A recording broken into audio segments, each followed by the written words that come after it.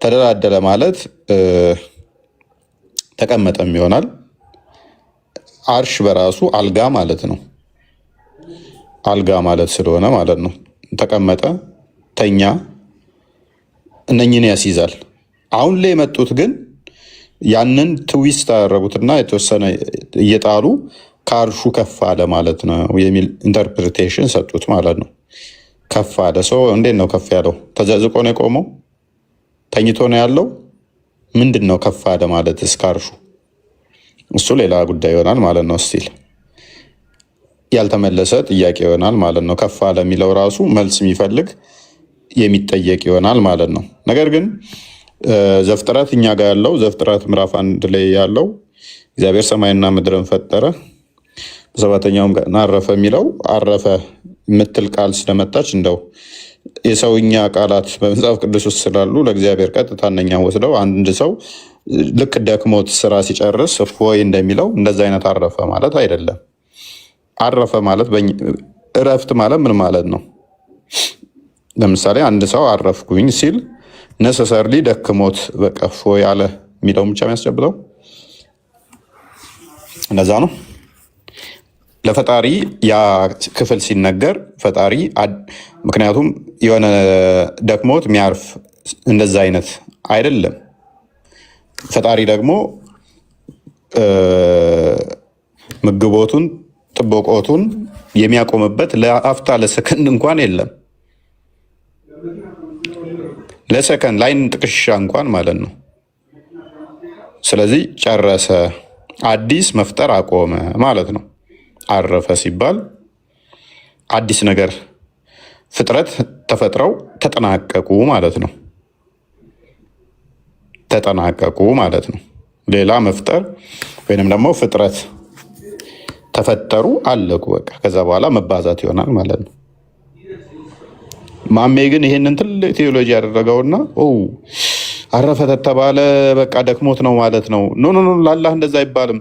ተደላደለ ነው የሚባለው። አልጋው ላይ ተደላደለ ነው የሚባለው አለ። ምንድን ነው እሱ የምትለው ወገኖቼ ዘመዶቼ ምንድን ነው የምትለው? ኦኬ ያ የተደላደለው አካል ምን ላይ ነበር የተደላደለው? አርሽ ላይ። ያ አርሽ ላይ የተደላደለው ደግሞ የሚወጣ የሚወርድ ነው። የሚወጣ የሚወርድ ኢቨን ሲፈጥር አደምን እንኳን በእጆቹ በጭቃ አብኩቶ ነው። ይሄ ደግሞ ሜታፎሪክ አይደለም። መጽሐፍ ቅዱስ ላይ ሁሉ የተፈጠረው በእግዚአብሔር ቃል እንደሆነ ይናገራል። የእግዚአብሔር ቃል ደግሞ ወልድ በስጋ የተገለጠው ክርስቶስ ነው። ስለዚህ ሁሉ የተፈጠሩት በወልድ በቃል ነው። ሙስሊሞች ደግሞ ሁሉ ነገር የተፈጠረው በአላህ እጅ ነው ብለው ያምናሉ። እጁ ደግሞ የማንንም አይመስል እውነተኛ እጅ ነው ብለው ያምናሉ። ያ እጁ ደግሞ እንዴት ነው የፈጠረው የሚለውን አላህ ከምድር ላይ አፈር ከተለያየ ቦታ ላይ ቧጠጥ አድርጎ ዝቆ ከዛ በዛ እጁ ሰራ ብለው ያምናሉ። አሁን ክርስቶስ በስጋ መምጣቱ ከሚቀፋቸው ነገር አንዱ ራሳቸውን ለሴ ቤታችሁ ውስጥ ምጣድ አለ። ለሴ ምጣዱ እንጀራ ጋግራችሁበት ትበሉታላችሁ አለ። ምጣድ ከመሆኑ በፊት ያ ምጣድ ግን ከሸክላ የሚሰራ ከሆነ ከጭቃ የሚሰራ ከሆነ ጭቃ ነበር አስቀድሞ አይደለ? አግኝታችሁኛል? አስቀድሞ ጭቃ ነበረ አስቀድሞ። እንጀራ ስጋግሩበት ጋግራችሁበት ስበሉት ነው ንጹህ ጭራሽ? ወይንስ ገና ምጣድ ሳታደርጉት ያለው ጭቃ ነው ቆሻሻው?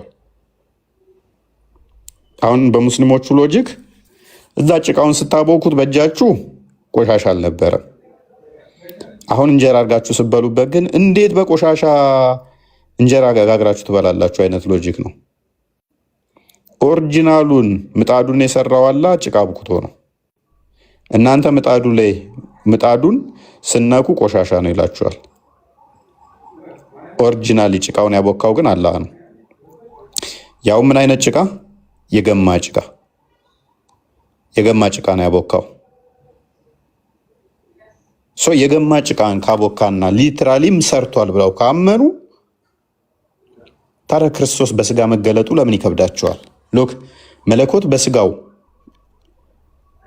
የመለኮት ሙላት በስጋው ተገልጦ መታየቱ፣ መገለጡ፣ መዳሰሱ፣ መነካቱ ለምን ከበዳቸው ብለን ያልን እንደሆነ ሙስሊሞች ከአፈር ከጭቃ እንደተሰሩ ያምናሉ።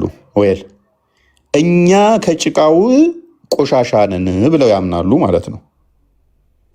እኛ የምታዩን እኛ ሙስሊሞች ከጭቃው ይልቅ ቆሻሾች ነን ብለው ያምናሉ ማለት ነው። ምክንያቱም አላህ አስቀድሞ ገና ሲሰራቸው ጭቃውን በእጁ አብኩቶ ከሆነ ነገር ግን ከተሰሩ በኋላ ያንን የመለኮት ሙላት ተገልጦበት መኖር በሰው መገለጥ ማይችል ከሆነ ኦልሬዲ እኛ ከጭቃው ይልቅ የገማን የጠነባንን ብለው ያምናሉ ማለት ነው። እኛ ግን አንድ ነገር እናምናለን። የትኛውም ፍጡር ከኛ የተሻለ ክብር የለውም። ጭቃ ከኛ የተሻለ ክብር የለውም ማለት ነው። አላህ ሰማይን ይነካል፣ አላህ ምድርን ይነካል፣ አይከብዳቸውም። ቃል በስጋ መገለጡ ግን ይከብዳቸዋል። እንዴት ምናምን ቃል ስጋን ተዋህዶ መገለጡ ይከብዳቸዋል። እንዴት? እነሱ አይምሯቸው ውስጥ የያዙት ምንድን ነው? የሚቆሽሽ አምላክ አይምሯቸው ውስጥ አለ። ግዑዝ የሆነ ማለት ነው፣ ግዙፍ የሆነ ማለት ነው። በስጋ ተገልጦ እንኳን በስጋ ሳይገለጥ አስቀድሞ ቃል ብቻ በመለኮቱ የነበረው ተውትና ክርስቶስ በስጋ ከተገለጠ በኋላ እንኳን ሎክ በስጋ ከተገለጠ በኋላ የእኛን ስጋ ገንዘብ ካደረገ በኋላ እንኳን በተዘጋ ቤት ውስጥ ሲገባ ነበር አይደለ? ግድግዳን ሰንጥቀህ መግባት ትችላለህ? እንኳን ሰው ንፋስ እንኳን ግድግዳውን ሰንጥቆ አይገባማ። ሳይከፈት ሳይዳሰስ ሳይከፈት ሳይጠረምሰው እንደተዘጋ እንደተቆለፈ ግድግዳን ሰንጥቆ መግባት የሚችል ፍጡር አለ? ክርስቶስ ሲገባ ሲወጣበት ነበር አይደለ?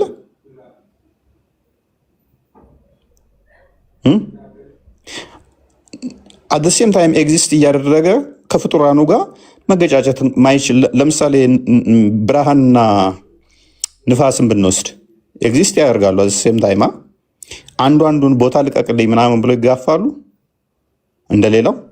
ለምሳሌ አንተ ከጓደኛ ጋር ብትሆን ሁለቱም ግዙፍ አካል ስላለ ትገፋፋለህ።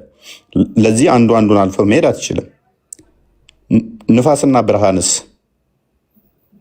ቦታ ዘህብኛል ዞረ ተባብለው ጉዝ ቦታ ተገፋፍተው እንትን ያመጣዋል።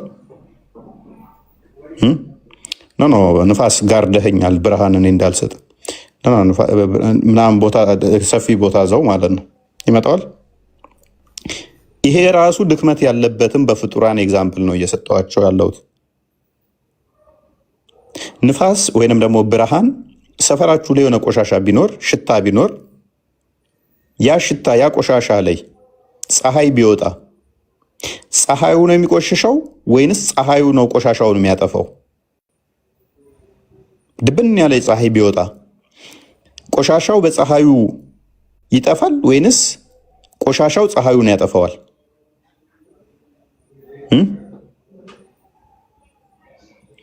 ፀሐዩ ነው አይደለ ቆሻሻው የሚያጠፋው? ፀሐዩ ቆሻሻውን ያስወግደዋል። ፀሐይ ቆሻሻ ማስወገድ ከቻለ ቆሻሻ ደግሞ ፀሐይ ላይ ወይንም ብርሃን ላይ ኢፌክት ማምጣት ተጽዕኖ ማምጣት ካልቻለ ፈጣሪ ላይ ቆሻሻ ተጽዕኖ ያመጣበታል ብላችሁ ታምናላችሁ እንዴ? ሙስሊሞች የሆነ የሚያመው ቆሻሻ ከኛ አንጻር ነው የሚነገረው፣ ከሚያመን አንጻር፣ ከባክቴሪያዎች አንጻር እኛ ደካማ አካል ስላለን ስለምንታመም ባክቴሪያዎቹ ሽታ ያመጡብናል። ሳይነሱ፣ ታይፎዱ፣ ታይፈሱ እነኚህ እኛን ስለሚይዙን ነው። ከፈጣሪ አንጻር ግን እነኚህም አይነገሩ። ከፈጣሪ አንጻር የሆነ እዚህ ጋር የሚያሳምመው የሚያሸት እንትን የሚለው ምናምን የለም፣ አይነገርም ከፈጣሪ አንጻር። ክርስቶስ በስጋ መገለጡን እኛ ስናምን እንዴት ደም ነክቶት እንደዚህ ተጨማልቆ ተወልዶ እንዴት እሱ አምላክ ይሆናል? ይህንን የሚሉት ምንድን ነው? አይምሯችሁን ለመበረዝ ነው። ምክንያቱም እነሱ አይምሯቸው ውስጥ ያለው ምንድን ነው? ፈጣሪ ቆሽሻል የሚል እሳቤ ስላለ እናታችን ቅድስት ድንግል ማርያም የትኛውም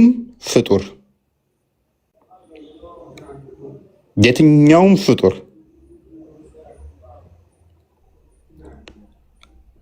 ከሷ ሊወዳደር ቀርቶ ሊቀርባት የሚችል የለም በንጽህና።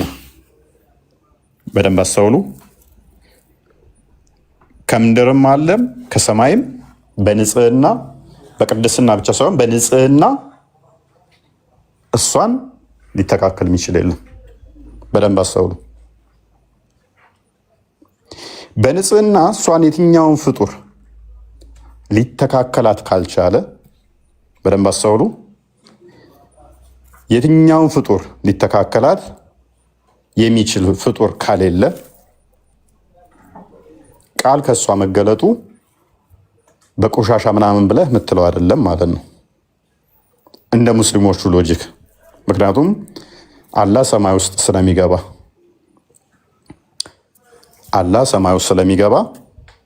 ወደ ሰማይ ውስጥ ሲገባ ሰማይን እንደ ሆድ አስቡት። በደንብ አስተውሉ።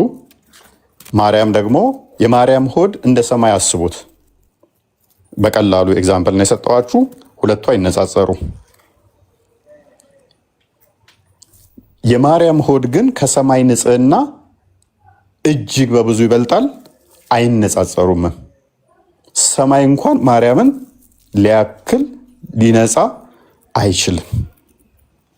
አላህ ወደ ሰማይ ውስጥ ከገባ እንደ ሆድ አስቡታል ሰማይን። ማርያም ደግሞ ከሰማይም ንጹሕና ቅድስት ልዩ ከፍጥሯን ሁሉ የበላይ ከሆነች አላህ ወደ ተራ ነገር ውስጥ ገብቷል ማለት ነው። ወደ ተራ ነገር ውስጥ ገብቷል። ይህንን ኢትዮጵያው ሊቅ አባ ጊዮርጊስ ዘጋስጫ በአርጋኖ መጽሐፉ ላይ ምዕራፍ 1 ቁጥር 17 አይ ቲንክ ቼክ አድርገው ክርስቲያን በደንብ ያስቀምጠዋል ማለት ነው። ይሰማል ወይ? ያ ይሰማል። እየከፈትኩት ነው። እሺ ኦኬ። ስለዚህ በደንብ አስተውሉ። የትኛውም ኦኬ፣ ቀጥልሽ አንብቦ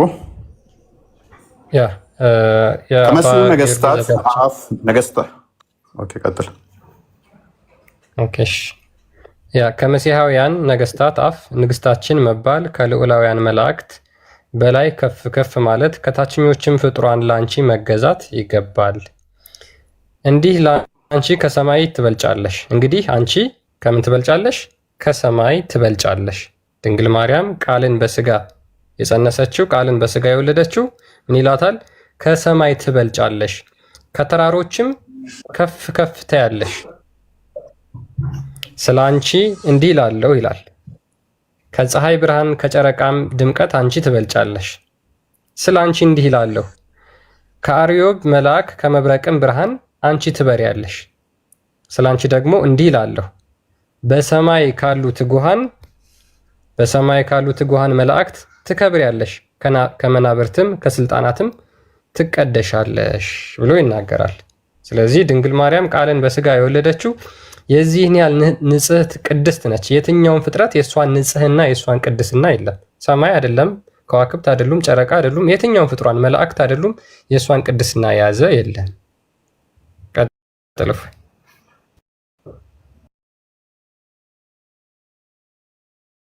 ያ ቴንኪው ክርስቲያን።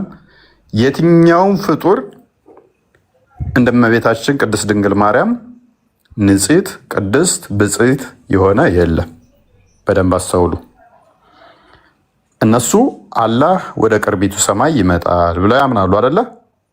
ከሌሊቱ 1/3 አላህ ወደ ቅርቢቱ ሰማይ ይወርዳል ብለው ያምናሉ። ከአርሽ በላይ ያለው አካል ቅርቢቱ ሰማይ ውስጥ የሚገባ ከሆነ ሰማይን እንደ ሆድ አስቡት ብያችኋለሁ። ቆሻሻ ነው። ከማርያም አንጻር ሲታይ ሰማይ ፍጡሩ በጣም ያነሰና የወረደ ነው። ለኛ በቅድስና በንጽህና በልዕልና በክብር ማንም ፍጡር በእርሷ መጠን የለም ብለን ነው የምናምነው እኛ። ልዑል ማደሪያውን ቀደሰ እንደሚል ማለት ነው መዝሙረ ዳዊት። ሰው ከፀሐይም ትበልጫለሽ አለ። ከፀሐይ ብርሃን ከጨረቃም ድምቀት አንቺ ትበልጫለሽ። በደንብ አስተውሉ። ፀሐይ ቆሻሻን አድርቆ ንጹህ ያደርጋል። በደንብ አስተውሉ። ፀሐይ ቆሻሻን አድርቆ ንጹህ ያደርጋል እንጂ የሆነ አካባቢ ላይ ቆሻሻ ስላለ በዛ ቆሻሻ ምክንያት ፀሐይ አይቆሽሽም፣ ብርሃኑ አይጨልምም። ሙቀቱ አይደበዝዝም። በዛ ቆሻሻ ሽታ ምክንያት እዛ አካባቢ ላይ ብዙ ግሞች ነገር ስላለ እዛ አካባቢ ላይ ፀሐይ ሲወጣ ፀሐይ በግማቱ ምክንያት ቅዝቃዜ አይሆንም። ፀሐይ በዛ ምክንያት ሙቀቱን አይቀንስም፣ ብርሃኑን አያጨልምም። ይልቅስ ፀሐይ ቆይታ እየገባ ያለን አካል ማለትም በየቀኑ ወደ ቅርቢቱ ሰማይ ስለሚገባ ማለት ነው። ያ ሆኖ ሳለ ለምንድን ነው ካዳ ስድብ መስሎ የታያቸው? ለምን ስድብ መስሎ ታያቸው? አንብቦ ኦኬ እሺ። ሳይ አልቡካሪ 1145 ላይ እንደዚህ ብሎ ይናገራል። ናሬትድ አቡ ሁሬራ እንደተረከው አላህስ ሜሴንጀር ሴድ የአላህ መልእክተኛ እንደዚህ አለ። አወር ሎርድ the blessed the superior comes every night down on the nearest heaven to us when the last third of the night remain። ምን ይላል? የላቀውና የተከበረው ኃያሉ አላህ ይላል ሁልጊዜ ሌሊት የሌሊቱ 1/3ኛ ክፍል ሲቀር ወደ ቅርቢቷ ሰማይ ይመጣል። ወዴት? ወደ ቅርቢቱ ሰማይ ይመጣል። ከዛ እንደዚህ ይላል እያለ ይቀጥላል። is there anyone to invoke me? ማነው እኔን የሚጠይቀኝ ሰው አለን? so that I may respond to his invocation። የሱን ልመና መመልስለት። is there anyone to ask me? የሚጠይቀኝ ሰው አለን? so that I may grant him his request። የሱን ፍላጎት መሞላለት ወይም ደግሞ ማደርግለት ይላል። is there anyone seeking my forgiveness? የኔን ይቅርታ የሚፈልጋለን? so that I may forgive him። እኔም ይቅርታ የማደርግለት ብሎ ይናገራል ማለት ነው። ቡሊንግ ምናምን ዝም ብሎ በቃ ይመጣል። አስቸጋሪ ነው። ያ ኤርስ በደንብ አስተውሉ። እንግዲህ አላህ ወደ ቅርቢቱ ሰማይ ሁሌም የሚመጣ ከሆነ የኛ አምላክ በስጋ መገለጡ ለምን ከበዳቸው? ካለ እነሱ አምላካችን ብለው የሚያምኑት አካል ሁሌም የሰማይ ሆድ ውስጥ እየገባ ሳለ እኛ ላይ ለምንድን ነው እሱ ካዳ እንደዚህ ክፋት መስሎ የታያቸው? በጭቃ ጠፍጥፎ አብኩቶ አጨማልቆ ፈጥሯቸው ሳለ የነሱ ግዑዝ የሆነ አካል ስለሆነ ይቆሽሻል ብለው ባይምሯቸው ያሰቡት አካል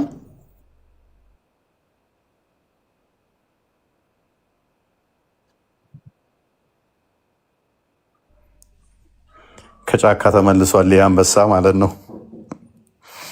አስደነገጠኝ። ጫካ የነበረው አንበሳ ተመልሶ መጥቷል።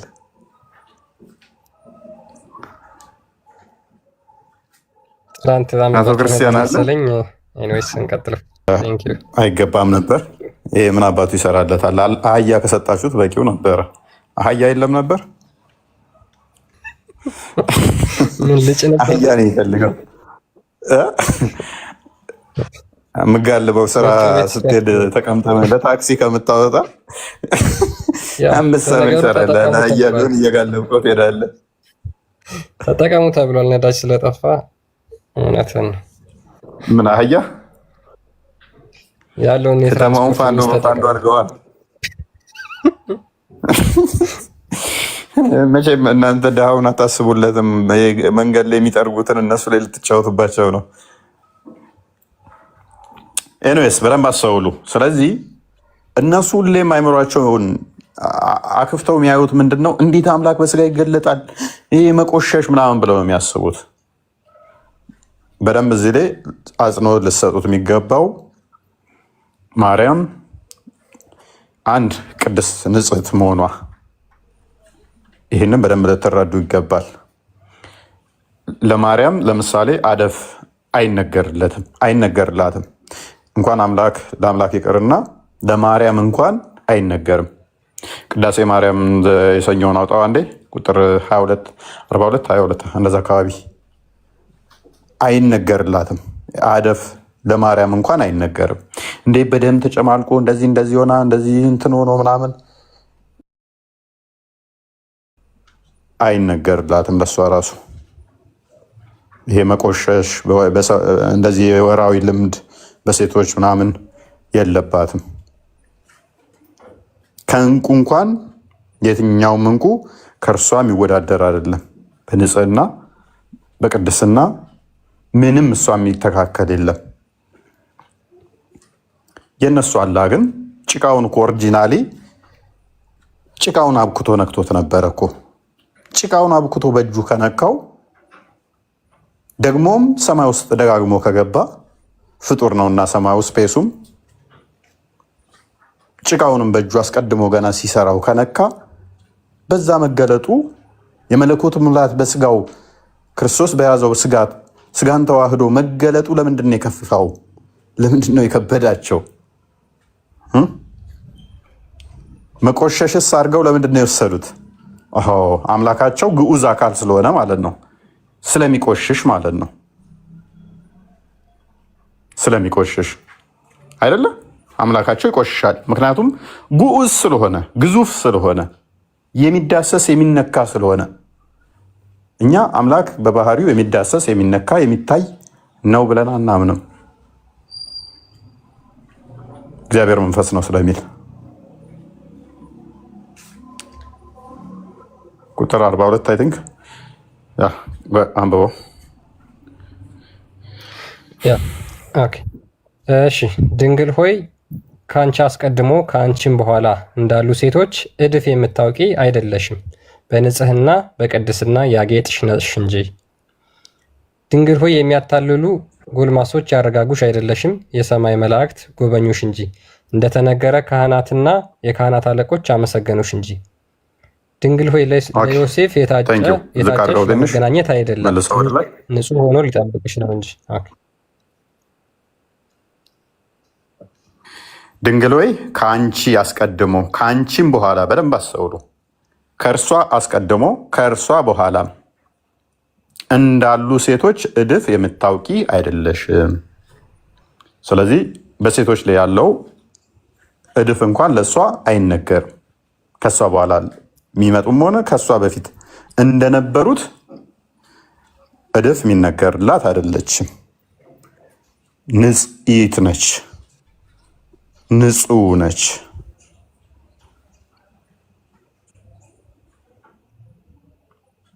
ይሄ ባይነገር እንኳን ሎክ ፎር ሴክ ኦፍ አርጉመንት ይሄ ባይኖር እንኳን ይሄ ባይነገር እንኳን ቅድም ባልኳችሁ መሰረት አምላክን የሚያቆሽሸው ነገር የለም። እርሱን የሚያቆሽሸው ፍጡር ፈጣሪን የሚያቆሽሸውና ፈጣሪ ላይ ተጽዕኖ የሚያመጣበት ነገር አንዳች የለም። እኛ ከገነት ከወጣን በኋላ እኮ ነው ባክቴሪያዎች ለእኛ ህመም ምክንያት የሆኑት እኮ። በገነት ውስጥ እኮ ህመሙ የለም። ህመሙ በሌለበት ላይ ቆሻሻ ኢፌክት ራሱ ተጽዕኖ ራሱ ሊያመጣባ አይችልም እኮ።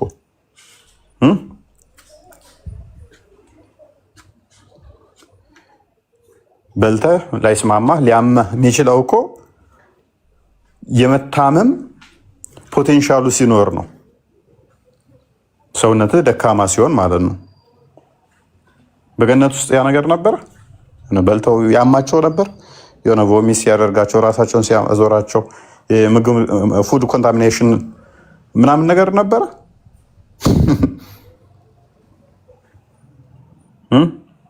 ይሄ ህመሙ ባክቴሪያው ምናምኑ እኛ ላይ ተጽዕኖ ስለሚያደርግ ነው። ቆሻሻ ራሱ ከኛ አንጻር ነው የሚነገረው፣ ከኛ አንጻር ነው። ፈጣሪ የፈጠረው ደግሞ ሁሉ ቅዱስ ነው ማለት ንጹህ ነው። ሁሉ ንጹህ ነው። ፈጣሪ ሁሉን ፈጠረ፣ ንጹህ ነው። ከኛ አንጻር ከሚያመጣብን አንጻር እኛ ላይ ካለው ተጽዕኖ አንጻር ቆሻሻ ተብሎ ሊነገር ይችላል። እኛ ላይ ከሚያደርስብን ተጽዕኖ አንጻር እንጂ ፈጣሪ የፈጠረ ሁሉ ንጹህ ነው፣ ንጹህ ነው። ለዚህ ነው ፈጣሪን ምንም ያቆሽሸው ምንም እንትን የሚለው ስለሌለ ለምሳሌ ቀሌምንጦስ መጽሐፈ ቀሌምንጦስ ላይ ምዕራፍ 11 ቁጥር 42 አንድ ቼክ አድርገው ክርስቲያን አንድ አሪፍ አለ ለሙስሊሞች መድኃኒት የምትሆን ጥቅሳለች።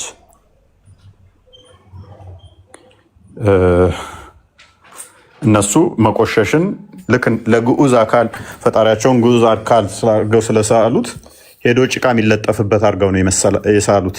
እንደዛ ነው ያሰቡት። ቀጥል። ኦኬ።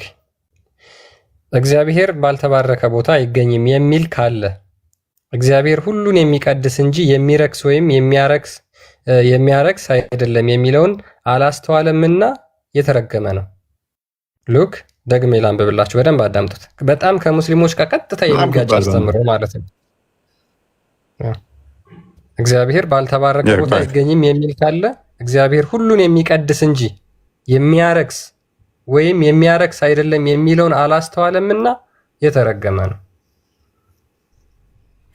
በደንብ አስተውሉ። የሆነ የሚረክስ የሚቆሽሽ ቀጥልና አንብበው ቁጥር 43ንም እንደዛ አድርገው የሚያስቡ ሰዎች አሉ። ፈጣሪ ይቆሽሻል ካሉ እኮ እሱ ከነካህ ራሱ ያቆሽሻል ማለት እኮ ነው።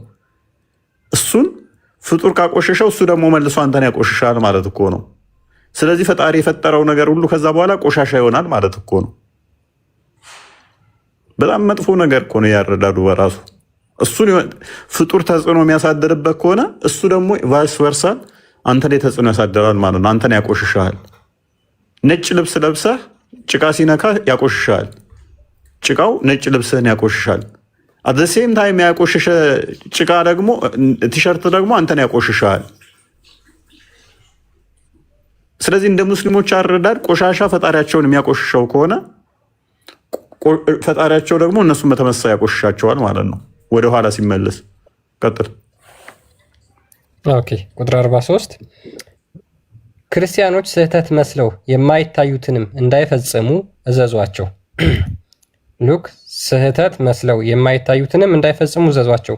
እነርሱም በዓይን በማየት በጆሮ በመስማት በእጅ በመዳሰስ የሚፈጸሙ ናቸው። በንግግር የሚፈጸም ኃጢአትም ከነዚሁ ይቆጠራል።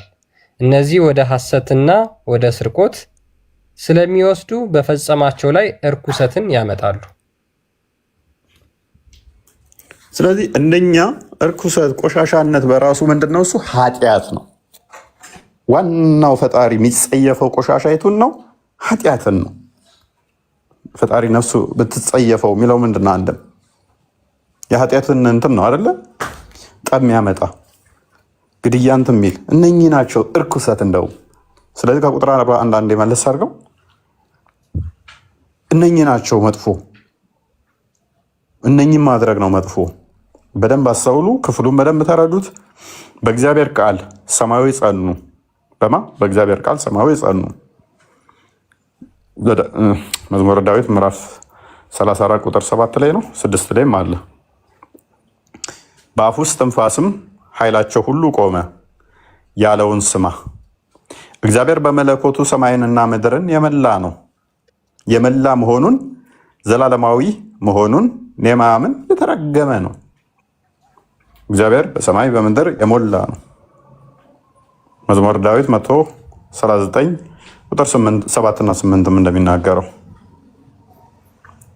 ስለዚህ እርሱ በመለኮቱ ሁሉ ያለ መሆኑን ማመን ግድ ይልሃል አለ። እሺ እግዚአብሔር ባልተባረከ ቦታ አይገኝም የሚል ካለ ከፍ አድርገው እግዚአብሔር ሁሉን የሚቀድስ እንጂ የሚረክስ ወይንም የሚያረክስ አይደለም የሚለውን አላስተዋለምና የተረገመ ነው። ፈጣሪን የሚያቆሽሽ አለ ብለህ ማሰብ በራሱ ምን ያህል ድክመት ነው? ምን ያህል ስንኩልነት ነው? ምን ያህል የሙስሊሞች ጭንቅላት የወረደ መሆኑ የምታዩት ከዚህ ነው። ፈጣሪያችንን ይሄ ያቆሽሸዋል፣ ይሄንኛው ደግሞ ለፈጣሪያችን ንጹህ ያደርገዋል ብሎ ማሰብ እሱን የሚያነጻው ነገር አለ። ፈጣሪያችንን ንጹህ የሚያደርገው አለ። ይሄንን ባደርገው ልብስህን አጥበህ ውሃ ልብስህን እንደሚያነጻው ፈጣሪያችንን የሚያነጻ አለ ብሎ ማሰብ ምን አይነት ደካማነት ነው? እንዴት ነው ፍጡር እሱን ሊያነጻው የሚችለው? ልብስህ ሲቆሽሽ በውሃ ሊነጻ ይችላል።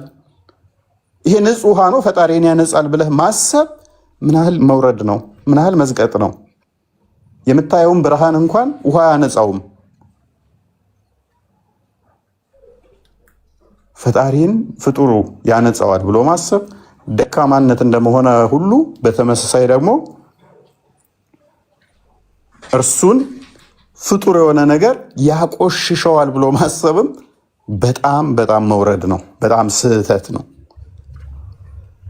የሚቆሽሽ ከሆነ ምን አለው ማለት ነው?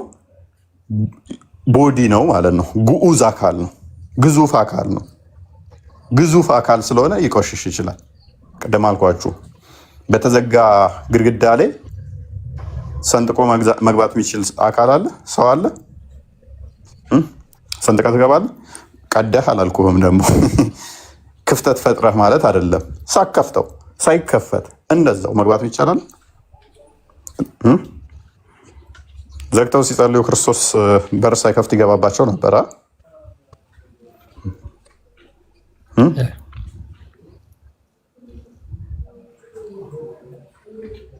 ስለዚህ ለክርስቶስ በደንብ አስተውሉ። እንኳን ለክርስቶስ በስጋ ለተገለጠው ለማርያም እንኳን መቆሸሽ አይነገርም። ለክርስቶስ የፀጉር ማደግ፣ ጠፍር ማደግ፣ እንትን መቆረጥ፣ መጸዳዳት እንደዚህ ማለት አይነገሩም። ለማርያምም አይነገርም። የሉምም፣ እንደዚህ የተጻፉም የሉም፣ እንደዚህም አይነገሩም። አንድ ሁለተኛ አምላክ በባህሪው አስቀድሞ ቃል ስጋን ሳይዋሃድ በሁሉ የሞላው እርሱን የሚያቆሽሸው የሚቆሽሽም አይደለም። በዚህ ጋር እንዴት ተገኘ እዛ ጋር እንዴት ተገኘ የሚባልም አይደለም። ሁሉን የሚቀድስ እንጂ እሱን የሚቀድሰው የለም። ሁሉን የሚያነጻ እንጂ እሱን የሚያነጻ ፍጡር የለም። ፍጡር እሱን ያነጻዋል ማለት ፍጡር ከመፈጠሩ በፊት ፈጣሪያችን ቆሻሻ ነው ብለው እያመኑ ነው ሙስሊሞች ማለት ነው። ፍጡር ፈጣሪያቸውን ንጹህ የሚያደርገው ከሆነ ወይንም ደግሞ ተቆሻሻ የሚያጠራው ከሆነ ፍጥረትን ከመፍጠሩ በፊት ቆሽሾ ነበረ፣ ቆሻሻ ነበረ። ከዛ የሆነው አንደኛው ፍጥረት መጣና ፈጣሪያቸውን ንጹህ አደረገው ማለት ነው። ሳይታጠብ ቆይቶ ውሃ ከሆነ የሚያነጻው ፈጣሪያቸውን ንጹህ የሚያደርገው በውሃ ነጻ ማለት ነው። ይሄ በጣም ክፉ ትምህርት ነው። ፈጣሪያቸው ልክ እንደ ሰው መቁጠር ነው።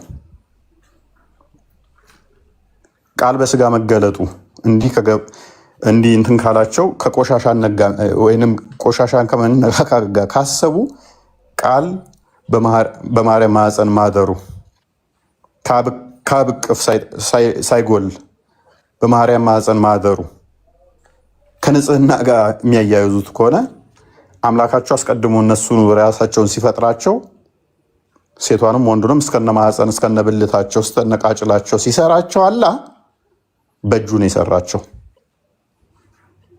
በእጁ ነው የሰራቸው። 38ኛውን ሱራ 75ኛውን አያት ነው የከፈተው። ያ ቃጭሉን ራሱ ሲሰራው በእጁ እየሰራ ነበረ። እያድበለበላ ባቡ ማሙ እያለ ለሴቷም ብልቷን ሲሰራ በእጁ ነው የሰራው። ይሄ ሜታፎሪክ ነው ብላችሁ አታምኑ ማለት ለሙስሊሞች። አምላክ በማህፀን እንዴት ይወጣል ማለት አዳምና ሔዋንን በእጁ አላህ የሰራው አልነካውም ማለት ነው።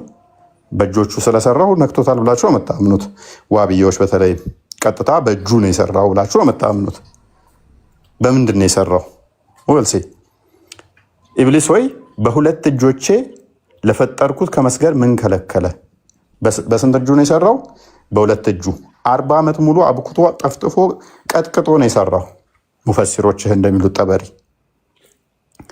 አይ እጅ የተባለው ሜታፎር ነው ወይ? ዋብያዎች አታምኑ። ሊትራሊም አላህ እጅ አለው። አዎ በእጁ ነው የሰራው። እጁ ግን የእኛን አይመስልም ነው የምትሉት። የማንም የጉንዳንም ይምሰል የዝሆንም ይምሰል የእነሱንም አይምሰል ሲፈልግ ከዚህ አዲስ አበባ አሜሪካ የሚድረስ አይመለከተኝም። ሲፈልግ ትንጥ የሚሆን አይመለከተኝም። ነገር ግን በምንድን ነው የሰራው? በሁለት እጆቹ። ማን? አደምን። ኦኬ፣ እንዴት ነው የሰራው? ብልቱንም ሰርቶለታል አይደል? ቀርጾለታል። ኦልራይት 15:26 እንደ ክፈተው። ከምንድን ነው የሰራው? እሺ እንዴት ነው የሰራው? እንንቀሳቀስ እስቲ እንመልከተው እስቲ እንዴት ነው የሰራው የሚለውን እንየው እስቲ።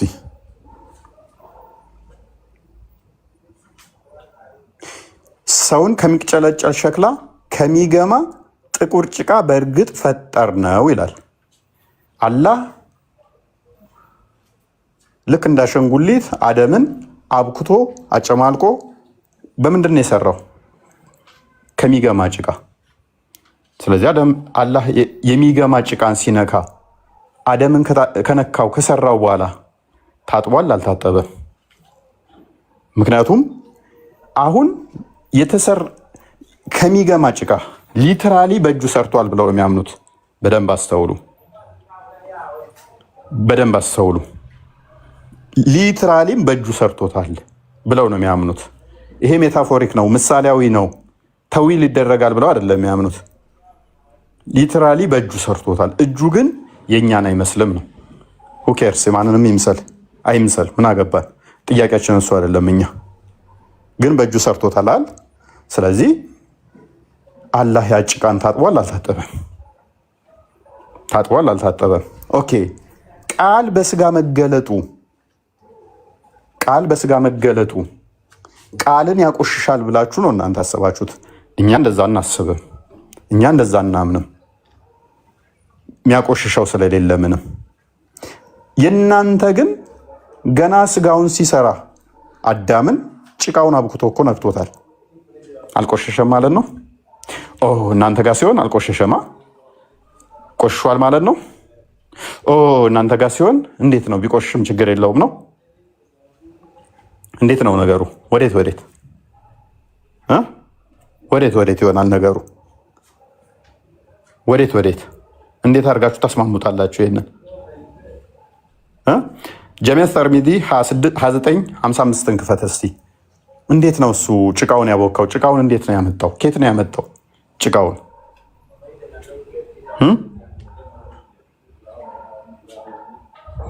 እንዴት አድርጎ ነው ጭቃውን ከማቡካቱ በፊት እንዴት አፈሩን እንዴት አደረገው? ከዛስ እንዴት አቦካው? እንዴት አድርጎ ነው የሰራው? ክርስቶስ በስጋ መገለጡ እንዲህ ከከበዳችሁ በቀላሉ ምን መሰላችሁ? እሳት አለ አይደለ? እንትን አለ፣ ሙቀቱ አለ። ሙቀት ብረቱን ሲነካውና ልክ ብረቱ እሳቱ ደግሞ ብረቱን ሲዋሃድ ብላችሁ አስቡት። ሉክ ብረቱ እሳቱን ሲዋሃድ ልክ ብረቱ ፍም ሲመስል እሳቱን ከብረቱ አለዩም፣ ብረቱም ከእሳቱ አለዩም አይደለ? ተዋህዶታልና ቀይ ሆኖ ፍም ሆኗል ብረቱ። ቃል ስጋን ተዋሃደ ስንል አንለይም እኛ። የመለኮት ሙላት በሰውነቱ ተገልጦ ስለሚኖር ማለት ነው። ልክ ብረቱ ከእሳቱ እንደማይለይ ይሄ ብረቱ ነው ይሄ እሳቱ ነው ብለን አንከፋፍለው። የብረቱ አለ እሳቱ አለ። ሁለቱ አካል ግን አንድ አካል ሆኗል። ቢመታም ብረቱን የተመታው እሳቱን አልተመታም አትሉም። አንድ ባህሪ ስለያዙ አሁን እነሱ ይሄንኛው ቆሽሿል ነው። ኦኬ ብረቱን ስነካው ግን አልቆሸሸም ነው። ስነካው መንካትና መዋሃድና አሁን ያመጡት ማለት ነው ከመቆሸሽ አንጻር እነሱ። ኦኬ እንዴት ነው እሱ የወሰደው? ቀጥላም በሐዲሱን ኦኬ ያ ይሄንን አደምን እንግዲህ ከገማ ጭቃ እንደፈጠረው በሱራ 15 ቁጥር 28 እና ከ26 ጀምሮ ተቀምጧል። ያ ጭቃ ደግሞ እንዴት ነው አላህ አድርጎ የወሰደው በእጁ የሚለውን እዚህ ሐዲስ ላይ ሙሐመድ እንደዚህ ብሎ ተናግሯል። The messenger of Allah said የአላህ መልእክተኛ እንደዚህ አለ Indeed Allah Most High created Adam from a handful that he took from all the earth ምን ይላል? አላህ ጭብጥ አፈርን ከመላው ምድር በእጁ ጨብጦ ወሰደ። ሉክ ከመላው ምድር በእጁ አፈርን ጨብጦ ወሰደ። So the children of Adam came in according with the earth. Some of them come red, white, black, and in between. That and the thin, the thick, and filthy, and the clean. ምን ይላል? የአደም ልጆች በዚህ ምክንያት ነው ከመላ አፈር ስለተሰሩ ነው። ግማሹ ቀይ፣ የተወሰነው ነጭ፣ የተወሰነው ጥቁር የሆነው፣ የተወሰነው ቀጭን፣ የተወሰነው ወፍራም የሆነው፣ የተወሰነው ቆሻሻ፣ የተወሰነው ንጹህ የሆነው ይላል። ስለዚህ ከመላ አፈር ወስዶ ስለሰራው ቆሻሻም አለ፣ ምን አለ? ንጹህም አለ። ንጹህም አፈር በእጁ ወስዷል፣ ቆሻሻም አፈር በእጁ ወስዷል ማለት አላህ። ቴንክ ዩ። እና ታዲያ እነሱ አላህ ቆሻሻ ጋር ሲነካካና ሲይዝ ቆሿል አልቆሸሸም? አሁን ቆሻሻውን ሲጨብጥ እንዴት ነው? ቆሿል አልቆሸሸም? አሁን እንዴት ነው እሱ? አላህ ታጥቧል አልታጠበም? እንዴት ነው ነገር? ቢታጠብም አይለቅም እፎይ። በነገራችን ላይ ቢታጠብም የማይለቅ መሆኑን የምታየው በምን እንደሆነ ታውቃለህ? የሚጣበቅ ነው። ሱራ 37 ቁጥር 7 ላይ ምን ይላል? እኛ ከሚጣበቅ ጭቃ ፈጠርናቸው። ምኑ ላይ ነው የተጣበቀው? ቆይ የሚጣበቅ መሆኑን በምን አወቁት? ገና ሲፈጥረው እሱ ላይ ተጣብቆበት ነው አይደለ? ያ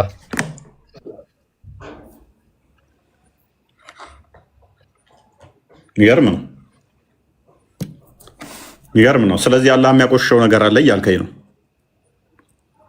ያ አላህ አንዱን ግም አንዱን ንጹህ አድርጎ የፈጠረበት ጭቃ ያ የሚጣበቅ ጭቃ ነው፣ የገማ ጭቃ ነው። ግም ጭቃ ይለዋል ደግሞ ሱራ 15 እዛው ቁጥር 33 ላይ ግም ጭቃ ብሎ ይናገራል። አሁን እኮ ምንድነው መሰለ ትልቁ ችግሩ ሙስሊሞች አላህ ሊትራል የሆነ እጅ አለው ብለው ያምናሉ።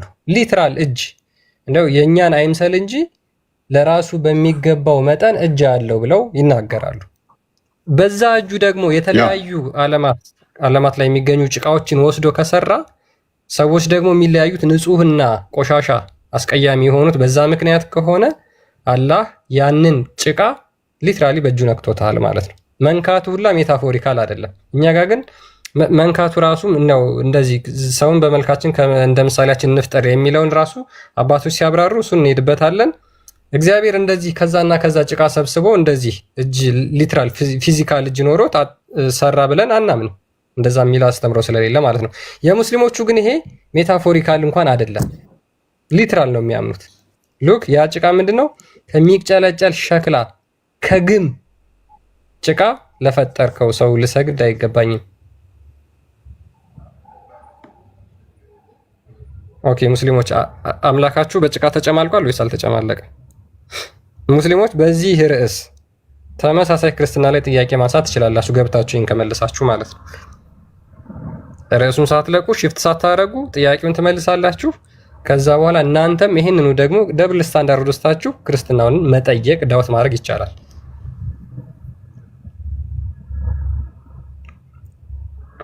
ሉክ ከመጀመሪያው ሰማይ አላህን አርግዛለች ብለን እኛ አርጊው ማድረግ እንችላለን። አይ አላህ አልተረገዘም የሚል አለ?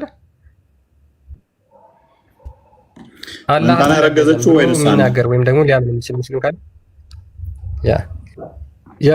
ሰባት ሰማያት ናቸው ያሉት።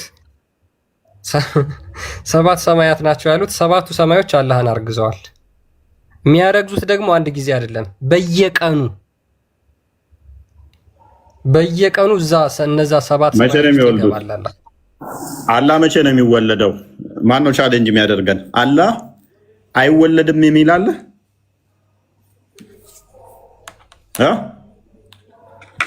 አላህ አይወለድም ይላል ወይ? አልተወለደም እንጂ አይወለድም አለ? የለም። አከበርኩብሽ እንደ አንቺ ሰውዬ። ምንድን ነው ዝም አልክ? ጨመቀ የከበደ አይደል? አልቻልከኝም። ድሮም አችለኝም እኮ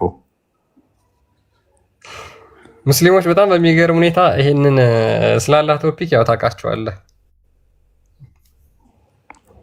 አላህ ይወለድም ይላል ወይ? አልወለደም አልተወለደም የሚል አለ።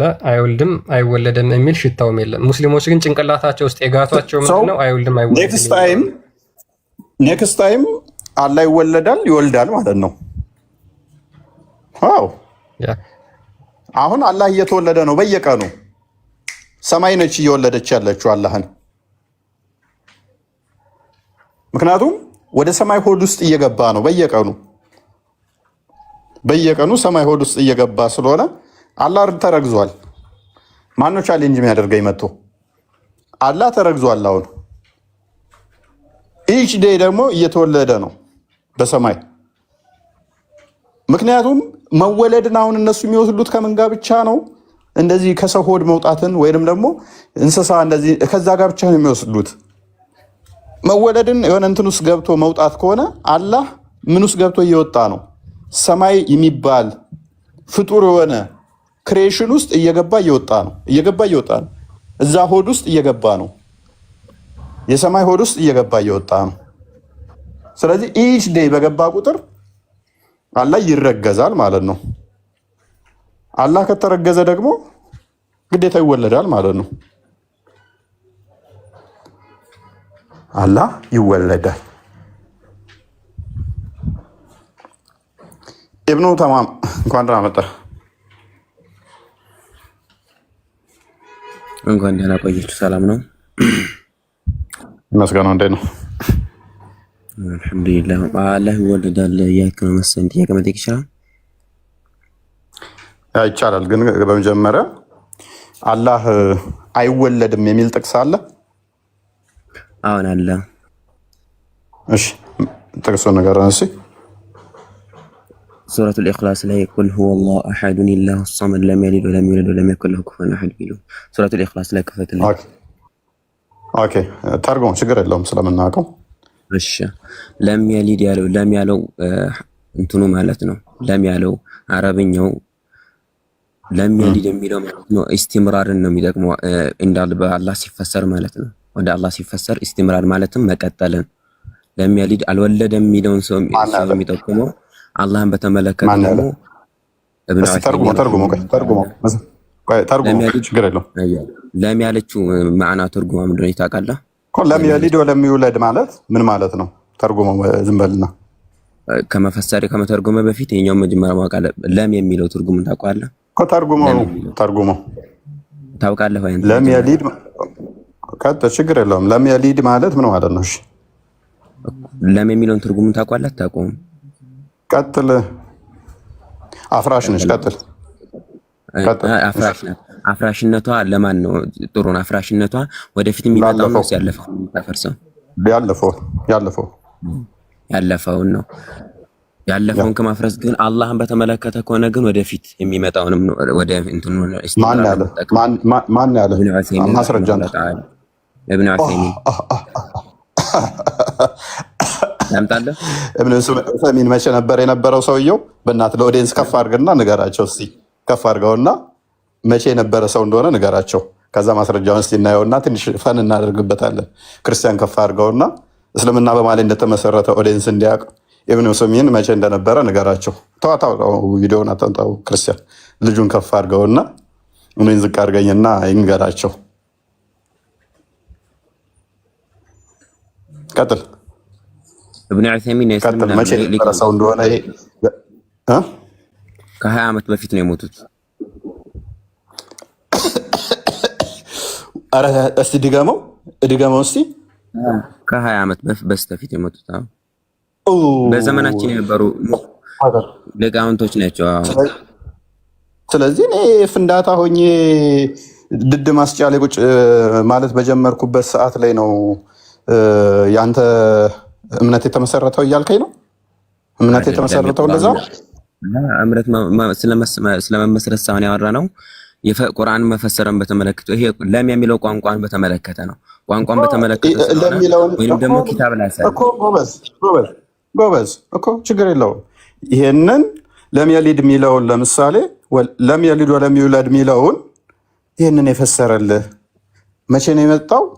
የዛሬ ዓመት ነው። እስከ የዛሬ 20 ዓመት ድረስ 1400 ምናምን ዓመት አያውቁም ነበር። ራሳቸው ደግሞ ነቅል አድርገው ነው ከራሳቸው ሳይሆን ነቅል አድርገው ተቀደምቶች ነቅል አድርገው ማለት ነው። እንደዛ ከሆነ ነብይህና ቁርአንህ ያለበትን ማስረጃ ስጠኝ። ነብይህና ቁርአንህ ያለበትን ማስረጃ ስጠኝ። ለምን አላህ እንደማይወልድ ወደፊት ነው ያ እንደማይወለድ ማለት ነው። ያ ሁወል አወል ምክንያቱም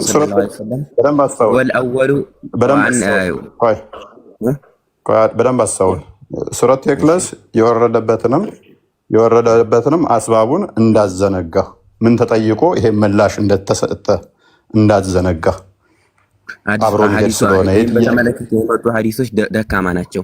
ስለ ዘሩ ተጠይቆ ምናምን የሚለው ነገር ሐዲሱ ደካማ ነው፣ ضعيف ነው። ሐዲሱ ضعيف ነው። እንትን የሚል ሐዲስ አለ ከፊል ዑለማዎች አጽድቀውታል። መተው በጠየቁ ጊዜ የሚለው ሐዲስ እሱ ደካማ ነው፣ የጸደቀ ሐዲስ አይደለም። ችግር ቆይ ደካማ ኢቭን ዳኢፍ ተውና ሙርሳል ቢሆን ከአንተ የተሻለ ነው በእስልምና ተቀባይነቱ። ሰንበዲ መጥቶ ሙርሳል ቢለው እንኳን ሙርሰል ተቀባይነት አለው። አንተ መረጃ እስኪ ሙርሰል ተቀባይነት እንዳለው ቆይ ተረጋጋ። 45% ያህል ተቀባይነት አለው። ቆይ አዳምጥ። 45% ያህል ተቀባይነት አለው which is ሙርሰል ሆኖ እንኳን በመጽሐፍ ውስጥ ይካተታል እንጂ ይሄ ውድቅ ነው ተብሎ አይጣልም። መጽሐፍ ውስጥ ይቀመጥና እንዲጠና ይደረጋል። ምክንያቱም ለምንድን ነው በደኝ ዳኢፍም ቢሆን ደካማ ቢባልም እንኳን ይሄ አያስፈልግም ተብሎ ከእስልምና መጽሐፍት ውስጥ አይወገድም። ለምን አይወገድም? ግን የተላለፈው በሙስሊሞች ነው። ትጠቀመዋለህ፣ ይቻላል። ኢብን ሀጀር አልአስቀላኒን አሳያለሁ ከፍቼ ከፈለክ። ለምንድን ነው እሱ የሚወገድበት ምክንያት? ቆይ